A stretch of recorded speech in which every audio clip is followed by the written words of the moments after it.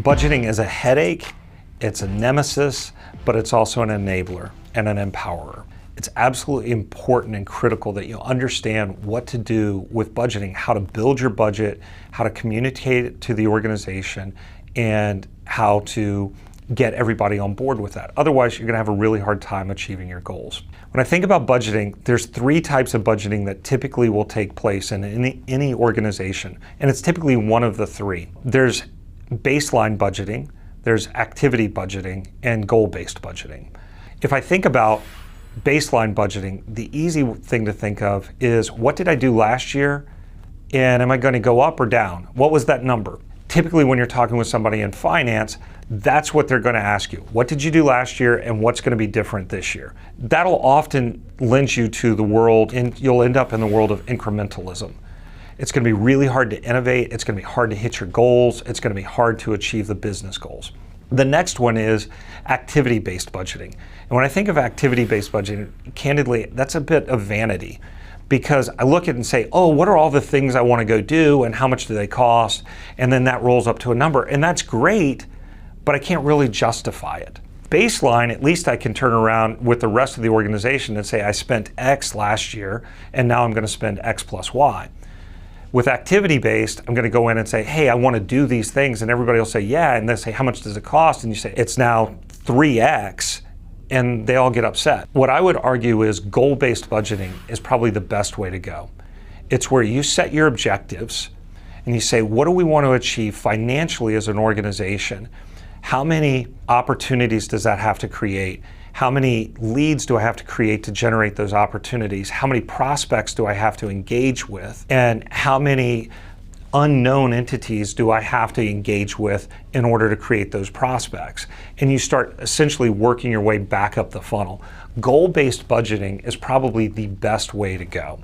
It's also one of the hardest ways to go, because what will happen is you'll end up in these debates around, well, what's your conversion rate from prospects to leads or leads to opportunities? That's a legit debate to take place, but the reality of it is it also presents facts to the organization, and it makes it pretty easy for your CFO or your CEO to get in line with that and understand that I'm trying to drive X million dollars in revenue. In order to do that, I need to spend this amount on these activities that will result in these outcomes. That way everybody gets online on that. So you've got the three types of budgeting. One of the questions that people ask is, all right, well, how do I build it? And what I would argue, it's goal-based actually. Start with the end in mind. How much revenue is the company expecting from you? In order to do that, how much of that is being sourced by marketing versus sales? And then from that line, break those two out. How much revenue is marketing on the docket for? Then you can turn around and say, okay, what does my funnel look like?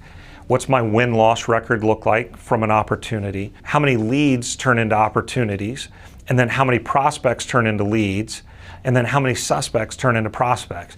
And you just work your way down the funnel, and you figure out what you have to do and what activities you have to engage in order to drive those conversions through the funnel. That's the easiest way to do it. So it's a blend of goal and activity-based budgeting.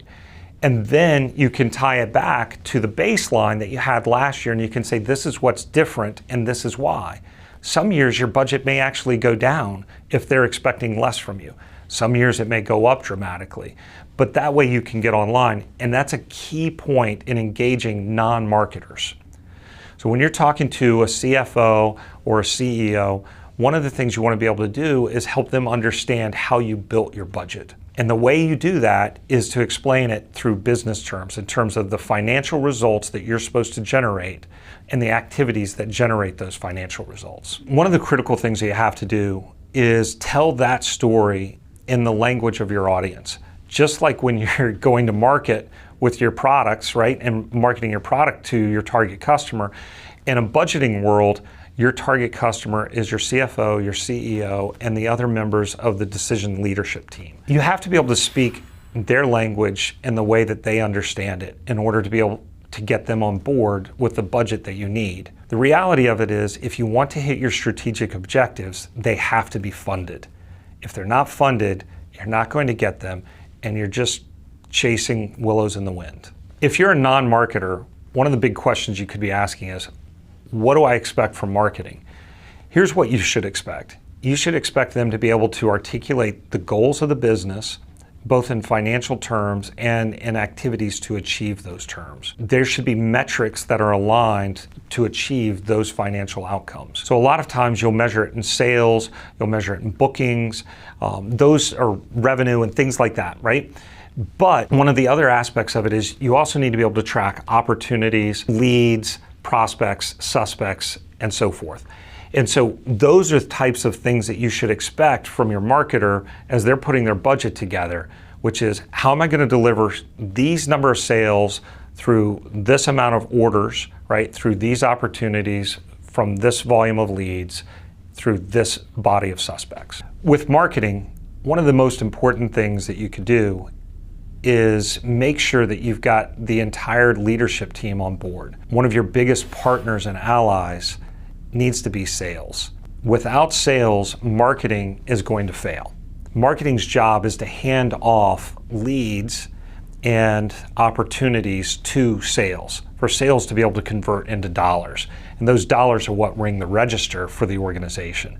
It's absolutely important that when you build your budget, that you've got your sales team on board with how you built that budget and in alignment with it. So when you walk into the leadership team understands that you guys are coming in hand and that you agree on it. If you disagree on something, make sure that that's clear up front so that when you engage in a debate in front of the leadership team, you guys know each other's position and you can articulate it in a very respectful way and not in a surprising way.